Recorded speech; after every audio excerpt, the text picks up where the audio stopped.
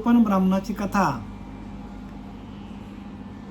त्या उज्जैनी राज्यात अवंती नगरीमध्ये राहणारा कृपण ब्राह्मण आणि त्याच्या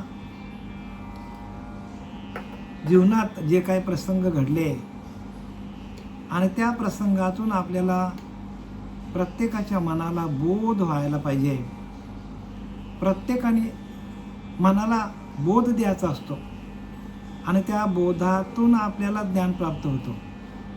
पूजा अर्चा करून आपल्याला ज्ञानाची प्राप्ती होणार नाही बरं का. पूजा अर्चा करायची ना, अशातली अर्चना करा, ती पहिली पायरी आहे, पण त्यातून आपल्याला आत्मज्ञानाची प्राप्ती होणार अजिबात नाही. मग आत्मज्ञानाच्या प्राप्तीसाठी आपल्याला आत्म्याचीच पूजा करावं लागेल. आत्म्याशीच एकरूप व्हावं लागेल, तरच आपल्याला त्याचे आत्मानुभव आपल्याला येईल.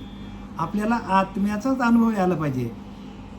जगामध्ये आत्मव्यापक आहे, आतमध्ये पण तोच आहे आणि बाहेर पण तोच आहे, पण त्याचा अनुभव आपल्याला आतमध्ये यायला पाहिजे. कारण प्रत्येक गोष्टीची चाहूल आपल्याला आतमध्ये लागते. आपल्याला कोणी बोलला, वाईट बोलला, तर लगेच आपल्याला आतमध्ये दुःख होतो. जे काय आपण मुखातून आपण जे काय खातो, चव घेतो, वास घेतो, डोळ्याने बघतो, त्याची अनुभूती आपल्याला आतमध्ये येते. मग आपण आपल्याच आंतरीच्या अंतरात्म्याशी आपण एकरूप झालो तर आपल्याला आत्म्याचीच अनुभूती येते. म्हणून आत्मानुभवे चोखलेल्या वाटा, त्याच्या माता जटा असो किंवा नसो, आत्मानुभव वाटा चोख होतात.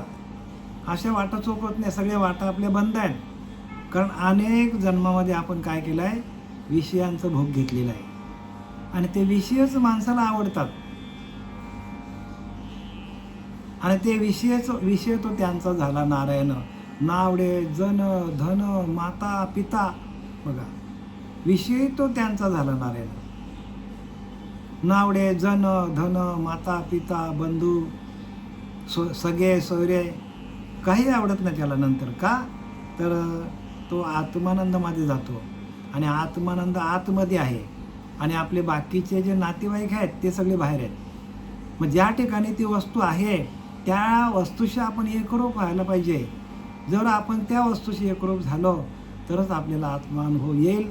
आणि ह्या कृपण ब्राह्मणाची कथा का सांगितली, कारण त्याच्या मनाला अनेक प्रकारचे दुःख त्याला सोसावे लागले.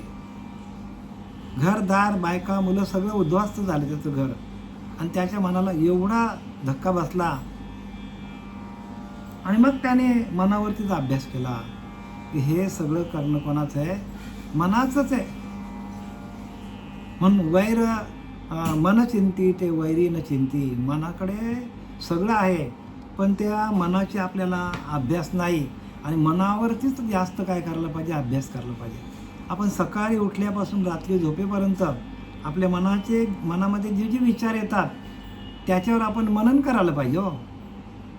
मग आपल्याला काय सापडेल त्याच्यामध्ये की दिवसभरामध्ये आपण काय कर्म केलं त्याचा आपण काय करायला पाहिजे, आढावा घ्यायला पाहिजे. आपण आढावा घेतच नाही, झालं गेलं संपलं. आज दिवसभरामध्ये आपण सकाळी उठल्यापासून काय केलं याची आपल्याला आठवणच नसतं. जर आपण सकाळी उठल्यानंतर संध्याकाळी झोपेपर्यंत रात्री आपण काय कर्म केलं, आपल्या हातातनं काय चुका झाल्या, चांगलं काय कर्म झालं, कोणाला वाईट बोललो का, कोणाला चांगलं सांगितलं का, या सगळ्या गोष्टीचा आपल्याला आढावा रोजच्या रोज घ्यायला पाहिजे. तरच आपल्याला मनाकडे काय चाललेलं आहे कळेल. कारण मनच आपलं काय आहे, मनच आपला देव आहे आणि मनच आपला राक्षस आहे. मग आपल्या मनाकडून राक्षसी कृत्य झाला का देवाचं झालं, हे आपण त्याची काय करायला पाहिजे, आपण सोडून करायला पाहिजे. आणि ह्या कृपण ब्राह्मणाची अशी अवस्था झाली आणि त्या मनाच्या अवस्थेचं वर्णन नाथबाबांनी ह्या एकनाथी भागवतामधील 23व्या अध्यायातील सर्व जे आत्तापर्यंत 49 श्लोक आपण वाचले त्याच्यामध्ये संपूर्ण विवरण दिलेलं आहे. आता आपण 37 ओवी क्रमांक 737 आपण वाचूया आणि त्याच्यावरती आपण चिंतन करूया. अधर्मी प्रवर्तता आपण मनची मनाशी निवारी जाणं, असत्याची वाचेशी आण आपण मन घाली. इथे भगवंत उद्धवाला सांगतो, अधर्मी प्रवर्तता आपण जर अधर्माने वागायला गेलो, आता मी तुम्हाला तेच सांगितलं की सकाळपासून सकाळी उठल्यापासून रात्री झोपेपर्यंत आपण काय कर्म केले ह्याचा आपण आढावा घ्यायला पाहिजे. भगवंत पण हेच सांगता, अधर्मी प्रवर्तता आपण अधर्माने वागलो, मनची मनाशी निवारी जाणं, आणि त्याचा निवारा मनाकडेच असतो. मनाला समजतो हे चांगलं आहे का वाईट आहे, आणि ज्याचं मन हा निवारा करत नाही तो तामसी वृत्तीचा माणूस आहे, म्हणून त्याला कळत नाही. आणि म्हणून प्रत्येक माणसाचं मन हे सत्वशील व्हायला पाहिजे, चित्त शुद्ध व्हायला पाहिजे. चित्त शुद्ध होण्यासाठी आपल्याला प्रत्येकाला चित्ताची शुद्धी जर पाहिजे असेल तर आपल्याला चित्ताचा अभ्यास दिलेला आहे. अनुग्रह प्रबोध आहे आपल्याकडे, चित्ताचाच अभ्यास आहे. ज्ञानदेव चित्ती हरिपाठ नेमा मागिलिया जन्मा मुक्त झालो. बघा, ज्ञानदेव चित्ती. ज्ञानेश्वर महाराज म्हणतात की चित्तामध्ये जर आपण भगवंताचं नामस्मरण केलं तर मागिलिया जन्ममुक्त झालो. मागे जेवढा आपल्याला जन्म मिळाले, काय पक्ष्याचा असेल, पशुचा असेल, झाडाचा असेल, किड्यामुंग्याचा असेल, काही असेल, त्या सर्व जन्म मरणाच्या चक्रातून आपण मुक्त होतो. ज्ञानदेव चित्ती हरिपाठ नेमा मागिलिया जन्म मुक्त झालो. आणि ती मुक्ती आपल्याला ह्याच नरदेहाला येऊन करायची आहे. फक्त ह्याच देहाचा विचार नाही करायचा. अनेक जन्मामध्ये आपल्या हातातून अनेक कर्म घडलेले, वाईट चांगलं जी काही कर्म घडलेत त्या कर्माचा आपल्याला हिशोब द्यावा लागतो. काय द्यावा लागतो? हिशोब द्यावा लागतो. आणि त्या कर्माचा हिशोब कुठे आपल्या आतमध्येच आहे. आपण एवढा मोठा टी व्ही बघतो किंवा आपल्याकडे मोबाईल हातात आहे. मला सांगा केवढा मोठा डाटा आहे त्याच्यामध्ये. अनेक युगानुयुगाचा डाटा ह्या मोबाईलमध्ये आहे. मग आपला हा एवढा मोठा नरदेह मिळालेला आहे, ते आपल्या चित्तामध्ये तो डाटा नसेल का? आहेच ना हो, पण त्याची आपल्याला जाणीव नाही. कारण आपण अभ्यास करत नाही. आपल्याच शरीराचा आपल्याला अभ्यास नाही. आपण कोण आहोत, कशासाठी आलो आहे, काय करायला पाहिजे, जाणार कुठे याचा कोणी विचार करत नाही. आला दिवस खा प्या मजा करा आणि झोपा, हेच चालले माणसाच्या जीवनामध्ये. कसं काय ज्ञान कळेल? आपण कोण हा निश्चय बोललेला असेल. तुम्ही कोण आहात? प्रत्येक जीव हा कोण आहे ह्याचा विचार घ्या.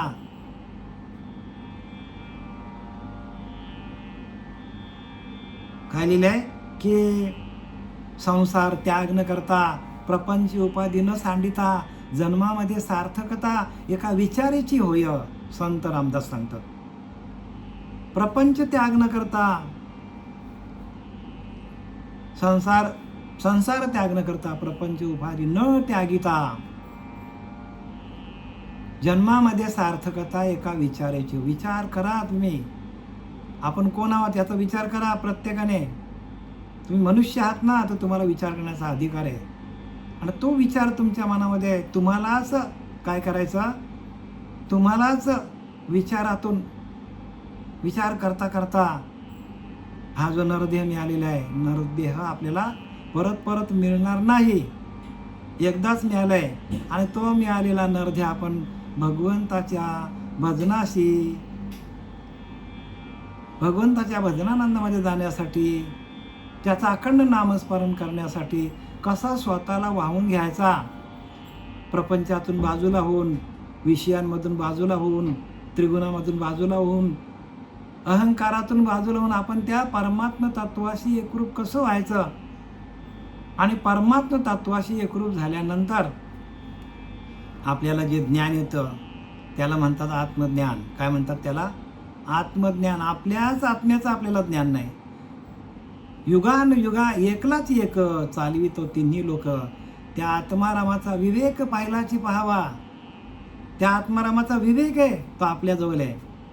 युगानुयुग एकलाच एक कृता, त्रेतार, द्वापार आणि कली या चार युगांना तो एकटाच चालवणारा अंतरीचा अंतरात्मा आहे. चालवितो तिन्ही लोक, मृत्यूलोक, पाताळलोक, स्वर्गलोक. सगळा तोच चालवतो. मृत्यूलोक, पाताळलोक आणि स्वर्गलोक तिन्ही लोकांना तोच चालवतो. त्या आत्मारामाचा विवेक पाहिलाची बघा. तसं विवेक आपल्या पिंडामध्ये जागृत व्हायला पाहिजे. आणि तो विवेक जागृत होण्यासाठी श्रवण भक्ती आहे. अधर्मी प्रवर्तता आपण मनाची मानसी निवारी झाला बघा. मनच काय करतो? आपण अधर्माने वागतो का धर्माने वागतो याची शिकवण आपल्याला मनच देत असतो. जरी एखाद्या माणसाने वाईट शब्द बोलला, शिवीगाळी जरी केली, तरी घरी गेल्यावर त्यांनी विचार केला तर तो मनच सांगतो त्याला, अरे बापरे, तू समोरच्या माणसाला चुकीचा बोलला, त्याच्यावर खेकसला, आपण तसं करायला नव्हतं पाहिजे होतं. अनेक प्रसंग येतात ते मनाच्या चुकीच्या वागणुकीमुळं. आणि तेच मन जर आपण शांत चित्ताने विचार केला, त्याच मनाला जर आपण चांगल्या विचारांती ठेवला, त्याच मनाला जर स्थिर केला, त्याच मनाला जर शांत केलं आपण, तर आपल्याला ज्ञान होतं. थोडा वेळ थांबलं पाहिजे. आपण एखादा प्रसंग आपल्याला आला की आपण कुठल्याही प्रकारचा विचार न करताना आपण काय करतो? आपण रागवतो, आपण खेकसतो. तसं न करता प्रत्येकाने शांत चित्ताने आपल्याला आपली वर्तणूक ठेवली पाहिजे. अधर्मे प्रवर्तता आपण मनाची मनाशी निवारी झालं. मग आपण धर्माने वागतो का धर्माने वागतो याचा निवारण आपलाच मन करतो. असत्याची वाचेशी आण आपण मन घाली. असत्याची वाचेशी आण. आणि आता आपण असत्याने वागायचं नाही, चांगल्या पद्धतीने वागायचं. आपण मन घाली हे आपल्याला मनच सांगतो बघा. आपण अधर्माने वागायचं नाही, आपण वाईट धंदे करायचे नाही, आपण कोणाला वाईट बोलायचं नाही, वाईट कृत्य करायचं नाही, वाईट विषयांकडे धावायचं नाही. हे आपल्याला कोण शिकवतो? आपलाच मन आपल्याला शिकवतो. पण ही शिकवण आपल्याला वयाच्या लवकरच बरं का, यौवनामध्ये असतानाच मिळायला पाहिजे. आणि म्हणून तर जे काय परमार्थ जगामध्ये चालू आहे तो कशासाठी चालू आहे? तर तुमच्या आमच्या हितासाठी, चांगलं काय वाईट काय हे करण्यासाठी शिकवण हो. आणि ती शिकवण आपल्याला या वारकरी संप्रदायामध्ये, आनंद संप्रदायामध्ये दिली जाते. पण आपण जेव्हा आपलं वय होतो त्यावेळेला आपण येतो, कारण आपल्याला आपल्याच इंद्रियांवर विजय मिळवता येत नाही. मग आपले इंद्रिय जेव्हा निकामी होतात, कमजोर होतात, असमर्थ होतात, त्यावेळेला आपल्याला परमार्थ काय तो करावा लागतो. पण त्यावेळेला आपली वेळ गेलेली असते. पण एकदा का नाम आपल्या हातात आला की गेलेली संपूर्ण वेळ आपण भरून काढतो. लक्षात घ्या. कारण 1 तास उरला खटवांग राजाशी, भाग्यदशा कैशी प्राप्त झाली. 1 तासामध्ये खटवांग राजाने मोक्ष मिळवलेला आहे. कैशी मनाची मैत्री परम, निशेच जाळावया, कर्म जोडावया, चित्तशुद्धीचे वर्म, स्मरे हरिनाम हरनिशी. काय सांगतात की कैची मनाशी मैत्री परम, मनाशी मित्रत्व करा, मनाला आपलं बनवा, मनाला प्रसन्न ठेवा. मन करा रे प्रसन्न, सर्व सिद्धीचे कारण. बघा, मनाला प्रसन्न ठेवा. कोणाला वाईट बोलू नका, वाईट चिंतू नका, वाईट बघू नका, वाईट ऐकू नका, तरच मन प्रसन्न राहील. कैची मनाची मैत्री परम, निश्चयच जाळाव्या, कर्म काय अकर्म काय हे आपल्यालाच कळतं. जोडावया चित्तशुद्धीचे वर्म, स्मरे अहर्निशी हरिनाम. बघा, आणि काय सांगतात नाथ बाबा आपल्याला? जोडावया चित्तशुद्धीचे वर्म. चित्त कसं शुद्ध होईल? त्याचं वर्म कुठे आहे? तर आपल्याच मनाकडे आहे. कुठे लांब जायची गरज आहे का? चित्त शुद्ध तरी शत्रू मित्र होती, व्याघ्रहीन खाती सर्पतया. चित्त शुद्ध करा. चित्ताची शुद्धी आहे ना, हीच तुमची शुद्धी आहे. जोडावया चित्तशुद्धीचे वर्म, स्मरे अहर्निशी हरिनाम. चित्त शुद्ध पाहिजे असेल आपल्याला, तर भगवंताचं नामस्मरण सातत्याने करा. सातत्याने बरं का. ज्ञानोबा सांगतात की नाही, रिकामा अर्धघडी राहू नको. भगवंताचं नाम जराही आपल्याकडनं निघता कामा नाही. तुकाराम महाराज काय सांगतात, जरा जरी माझं नामस्मरण झालं, म्हणजे नामस्मरणाला मी विसरलो, तर तुकोबाऱ्या आपल्याला माशाचं उदाहरण देतात. पाण्याविन मासोळी तैसा तुका तळमळी. जसं पाण्यापासून मासा बाजूला झाला की त्याचा जीव जसा तळतळ होतो, तळमळ होतो त्या माशाचा जीव, तसं माझा जीव होतो. पाण्याविन मासोळी तैसा तुका तळमळी. तसं आपण नामस्मरणाशिवाय तर आपल्याला, आपण जर वेळ असा रिकामा घालवला आपण, तर आपल्यालाही तसंच तो मासा कसा फडफड करतो, तडफड करतो, तसा आपला जीव व्हायला पाहिजे. तर त्याला म्हणतात नामस्मरणाची आवड. त्याला म्हणतात नामस्मरणाची आवड. म्हणून तुकोबाराने आपल्याला त्या मासोळीचं उदाहरण दिलं. श्रीराम जय राम 2 अक्षरी महापातका होय पोहरी. नाम न विसंवे क्षणभरी अखंडकारी हरिस्मरे. श्रीराम जय राम.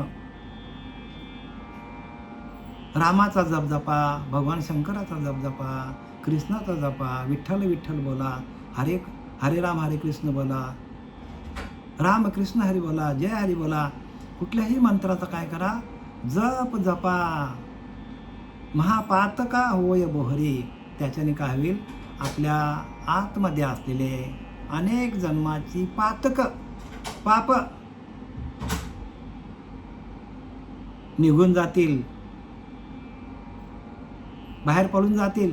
बोहरी म्हणजे बाहेर पडून जातील. नाम न विसंवे क्षणभरी. पण नामाला जराही टाकू नका, क्षणभर पण त्याचा विसर पडता कामा. अखंडकारी हरिस्मरे. तसा अखंडकारी म्हणजे अखंड. आपल्याकडे 7 दिवसाचा फक्त सप्ताह असतो. किती दिवसाचा असतो सप्ताह? 7 दिवसाचा. सप्ताह म्हणजे 7 दिवस. पण त्या 7 दिवसाच्या सप्त्यामध्ये अखंड हरिनामाचं चिंतन असतो. तसा आपल्याला पण भगवंताने 7च दिवस दिलेत बरं का. बघा, मोजा, सोमवार ते रविवार किती दिवस झाले? 7 दिवस झाले. तसा आपल्याला पण 7च दिवसाचा सप्ताह आहे. पण या 7 दिवसामध्ये आपण भगवंताचं सातत्याने नामस्मरण घेतलं पाहिजे. जराही विसर पडता कामा नये. आणि ते हरिनाम आपल्या सातत्याने मनामध्ये, चित्तामध्ये राहायचं असेल, तर मग जे आधी अनादी कालचं संप्रदाय आहे, आधी अनादी कालचं संप्रदाय, त्या संप्रदायातला नाम घ्या. मग तुमचं नामस्मरण अखंड चालेल. मंत्र काय होतो माहिती आहे का? अखंड चालत नाही. आपण जेवढा वेळ आपण वैखरी वाणीचा मंत्र असतो, ती वैखरी बंद पडते. पण जे नाभीच्या ठिकाणी आपली अखंड हरिनामाचं चिंतन चालू आहे, त्या नाभीचं जर आपल्याला मंत्र मिळालं, अजपा जपणे उलट प्राणाचा तेथेची मनाचा निर्धार असे. ज्ञानोबा सांगतात की ना, अजपा जपणे उलट प्राणाचा तेथेची मनाचा निर्धार असे. तेथंच मन शांत होतो अजपातून. आणि तो अजपा आपल्याला मिळाला पाहिजे. अजपाच्या माध्यमातून एक क्षण पण आपल्याला भगवंताचं नामस्मरण करायची गरज नाही. अजपा आपोआपच चालतो. फक्त आपल्याला तिथं लक्ष द्यायचं. काय करायचं? फक्त लक्ष द्यायचं. त्या जो श्वास जातो येतो त्याच्याकडे सातत्याने लक्ष देऊन राहायचं का आपला आपोआप जप चालतो.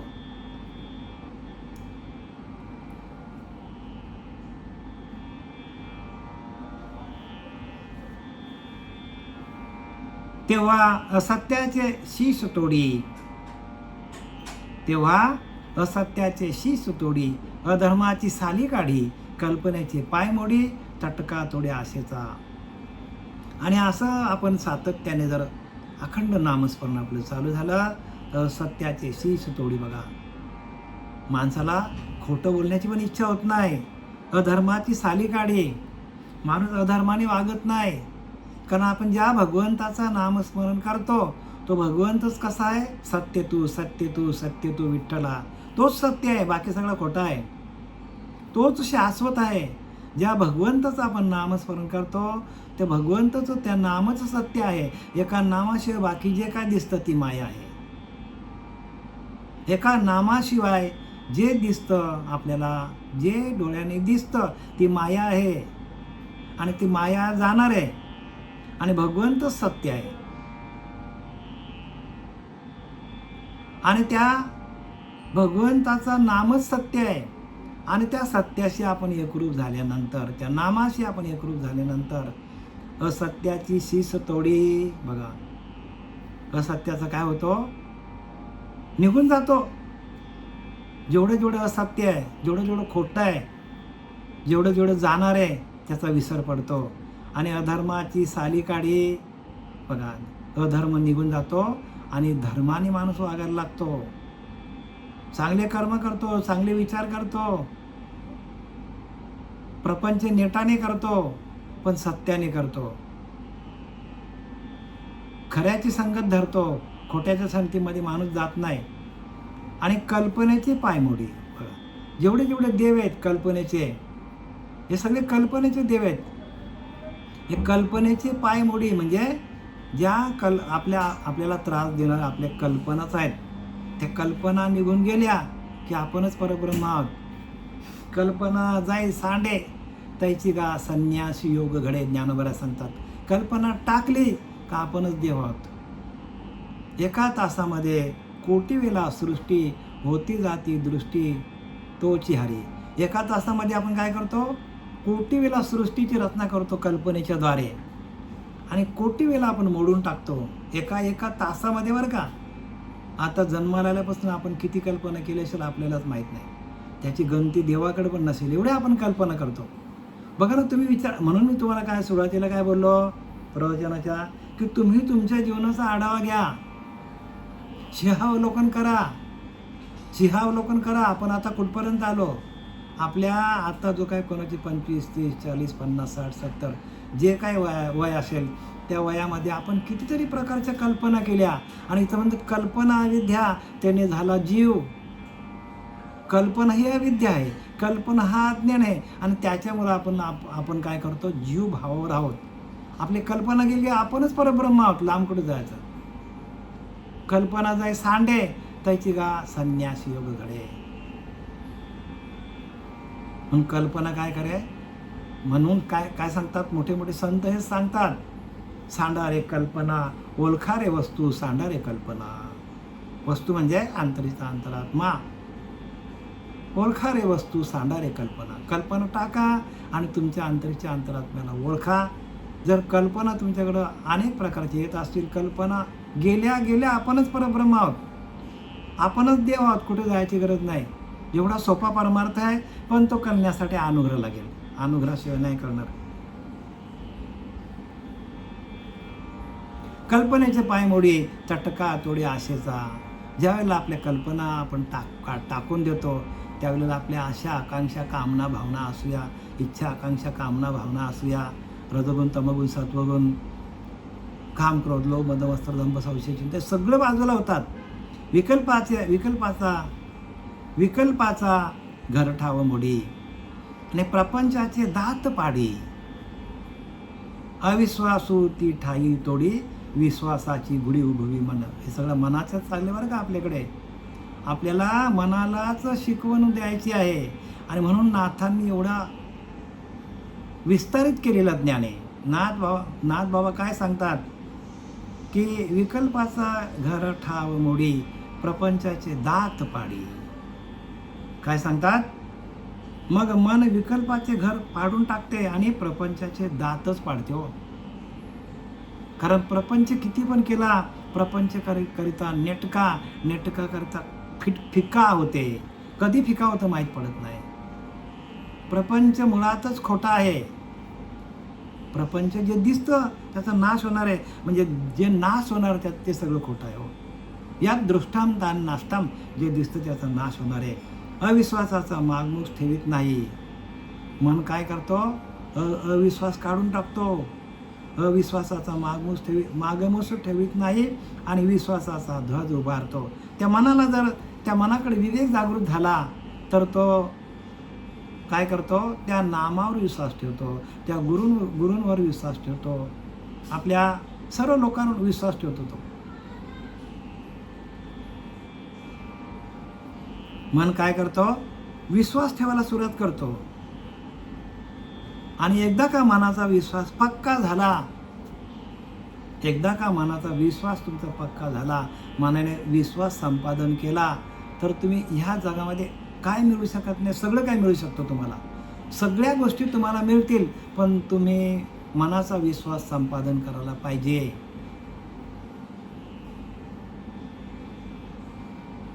मनाला एकदा विश्वास झाला की अहम ब्रह्मास्मी, आपणच परब्रह्म आहोत, तर तुम्ही जागच्या जागेवर तिथल्या तिथेच तुम्ही परब्रह्म होता, तिथल्या तिथेच. म्हणून कल्पनेची एक बरे, जे मुहूर्ताचं मोहरे, स्वरूपी घालताच होय निर्विकल्पी, आणि समाधी लागते. बघा काय सांगतात समर्थ, सांगतात कल्पनेचे एक बरे, जे मुहूर्ताचं मोहरे, कल्पनेचं एक बरं आपलं, जिकडे न्याल तिकडे जाते. तिला प्रपंचात टाका, तिला चोरी करायला टाका, तिला देवाची पूजा करायला ठेवा, पण स्वरूपी घालताच होय निर्विकल्प, म्हणजे आपल्या आत्मस्वरूपाशी जर तिला एकाग्र चित्त केलं, आपल्या आत्म्याशी, आपण आत्मा आहोत, आपण देह नसून आपण आत्माच आहोत, आपण जीव नसून आपण कोण आहोत, आपण परब्रह्मच आहोत, अशी जर त्या कल्पनेनं जर तुमच्या मनाने कल्पना केली की आपणच परब्रह्म आहोत, अहम ब्रह्मास्मी, आपणच परब्रह्म आहोत, तर तुम्ही परब्रह्म होऊ शकता जिथल्या तिथेच. तुका म्हणे आळी जेवी नुरेची वेगळी. बघा तुकाराम महाराज सांगतात, त्या आळीने ध्यास धरला, भिंगोरटी येईल आणि आता चावेल, भिंगोरटी येईल आणि आता चावेल, तर ती आळीच भिंगोरटी झाली. कंसाने बघा ध्यास धरला, कृष्ण परमात्मा इकडून येतो का तिकडून येतो का तिकडून येतो, काय झाला, ध्यास धरला त्याने, आता आपल्याला येईल आणि भगवान तर मारेल. बघा तो त्याच्या स्वरूपाला गेला. विचार करा, म्हणजे त्या मनाकडे असा भाव असला पाहिजे की ते परब्रह्म मी आहे, आणि त्याचप्रमाणे आपल्याला तो नाम दिलेला आहे की ते परब्रह्म मी आहे, ते परब्रह्म मी आहे, ते परब्रह्म मीच आहे. ज्याला म्हणतात अपरोक्ष ज्ञान. काय म्हणतात त्याला, परोक्ष ज्ञान, अपरोक्ष ज्ञान आणि दृढ अपरोक्ष ज्ञान. ज्ञानाचे 3 प्रकार आहेत. परोक्ष ज्ञान म्हणजे जे काय दिसतं आपल्याला, मूर्त्या वगैरे, आपल्याला तीर्थाला जाणं वगैरे, हे परोक्ष ज्ञान आहे. अपरोक्ष म्हणजे मीच परब्रह्म आहे. आणि दृढ अपरोक्ष म्हणजे ते परब्रह्म मीच आहे, 100% मीच आहे, मीच परब्रह्म आहे, हे दृढ अपरोक्ष ज्ञान आहे. ज्ञानाचे प्रकार लक्षात घालून, ज्ञानाचे प्रकार डोक्यात पक्क ठेवा. विकल्पाचा घरटा मोडी, प्रपंचाचे दात तोडपाडी. बघा, आणि अविश्वासू ती ठाई तोडी, विश्वासाशी गुढी उभवी मनावर. एकदा का तुमचा विश्वास झाला मनाला की मीच परब्रह्म आहे, तर अखंड भजन तुमचं अखंड चालू राहील, आणि तुम्ही त्या नामाचं भजन करता करता आपणच परब्रह्म होतो, कधी हे माहिती पडत नाही. तुका म्हणे आळी जेवी नुरेची वेगळी. त्या आळीने काय केलं, त्या भिंगोरटीचं स्मरण केलं सातत्याने. आत्ता भिंगोरटीला आणि मला चावेल, आत्ता भिंगोरटीला आणि मला चावेल, असं काय करता करता ती आळी काय झाली, भिंगोरटी झाली. तसं आपण परब्रह्म आहोत, आपणच परब्रह्म आहोत. सोहम मीच परब्रह्म आहे, असा जर तुमचा जप चालू झाला तर तुम्ही कधीही परब्रह्म होता हे तुम्हाला माहिती पण पडणार नाही. तुका म्हणे देह भरिला विठ्ठले आणि काम क्रोध घर केलेले. याचा अर्थ असा आहे, तुकाराम महाराज म्हणतात की देह भरला विठ्ठले, आठवण झाले गेला भाव, झाला स्वयंमेव पांडुरंग. पिकली शेंदे कडू पण गेले, तैसे आम्हा केले पांडुरंगा. आठव गेला भाव, झाला स्वयंमेव पांडुरंग. बघा, आपण त्या नामाचा जर ध्यास केला तर आपण नामस्वरूप होतो, 100% होतो. संतांचा संतांचे बोल आहेत. ऐसेनी परिपक्व विश्वासी येऊन या सद्गुरु चरणापाशी तनु मनो धन सर्वस्वेशी गुरुचरणाशी विश्वासे. आता ह्या मनाला जर परब्रह्म बनवायचा असेल, देवच बनवायचा असेल, तुकाराम महाराज म्हणतात की नाही, देव पहावायसे गेलो आणि देवच होऊन ठेलो. असं तुकोबाऱ्यांचा उद्गार कधी निघाले तर ज्या वेळेला त्यांना बाबाजी चैतन्य भेटले, त्यांनी डोक्यावर हात ठेवला आणि त्या नामाची पेरणी केली, सबीजाची पेरणी केली. त्यावेळेला ते बोलले की देव पहावयाशी गेलो आणि मीच देव झालो. तशी तुमची अवस्था होणार आहे. कधी? ऐशाने परिपक्व विश्वासी. जर त्या मनाला तुम्ही विश्वासात घेतला आणि तो मन परिपक्व झाला, कधी? येऊन गुरुचरणापाशी. जर तो गुरुच्या चरणावर येऊन स्थिर झाला आणि त्या गुरुनी त्यांना अहम ब्रह्मास्मीचा उपदेश दिला. अहम ब्रह्मास्मी वाणी एक वेळ पडता कानी, अविद्यानी जागेली पळोनी, तात्काळ जागीनला ताबडतोब जागेच. अरे बापरे, आपणच परब्रह्म आहोत. तात्काळ जागीनला हो, ताबडतोब तिथल्या तिथे की मीच परब्रह्म आहे, असा तुमचा प्रत्येकाचा भाव तयार व्हायला पाहिजे. भावे विना देव न कळे निसंदेह, गुरु विना अनुभव कैसा कळे. गुरु नाही तर कसा अनुभव कळेल तुम्हाला. भावे विना देव न कळे, भाव तुमचा व्हायला पाहिजे. भाव हाच व्हायला पाहिजे की अहम ब्रह्मास्मी, आपणच परब्रह्म आहोत. हा जर तुमचा दृढ भाव झाला, ज्याचा दृढ भाव झाला नामापाशी, देव दुरी नाही तयाला. देव लांब नाहीच आहे, तुम्हीच परब्रह्म आहात. पण हे करण्यासाठी आपल्याला काय करावं लागतं? अनेक प्रकारच्या दुःखातून हा कृपण ब्राह्मण बाहेर आला आणि नंतर त्यांनी काय केलेलं आहे, तो गुरुला शरण गेलेला आहे. आणि गुरुला आम्ही शरण गेल्याशिवाय ज्ञान मिळत नाही. गुरु दाविली या वाटा. गुरुच आपल्याला वाट दाखवू शकतो आणि गुरुशिवाय दुसरा कोण वाट दाखवू शकत नाही आपल्याला. म्हणून इथं त्यांची नाथ भागवतामध्ये ओवी आली. ऐसेनी परिपक्व विश्वासी येवनी सद्गुरु चरणापाशी तनु मनो धन सर्वस्वेशी. तनाने मनाने धनाने आपण त्या गुरुला शरण जायला पाहिजे आणि गुरुवचनाशी विश्वास आणि गुरुच्या वाचनावर विश्वास ठेवायला पाहिजे.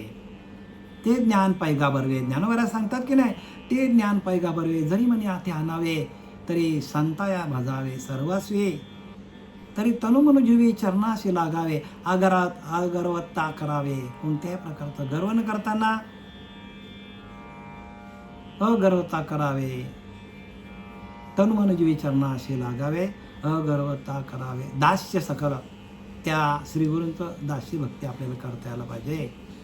म्हणजे सर्व सकल तीर्थे निवृत्तीपाशी. तेथे बुडी दे माझ्या मना. त्या मनाला सांगतात ज्ञानवऱ्या की सकल तीर्थे निवृत्तीच्या पायी. सगळे तीर्थ निवृत्तीच्या पायावर आहेत. हो, कुठल्या तीर्थाला जाता तुम्ही? सगळी तीर्थ कुठे आहेत?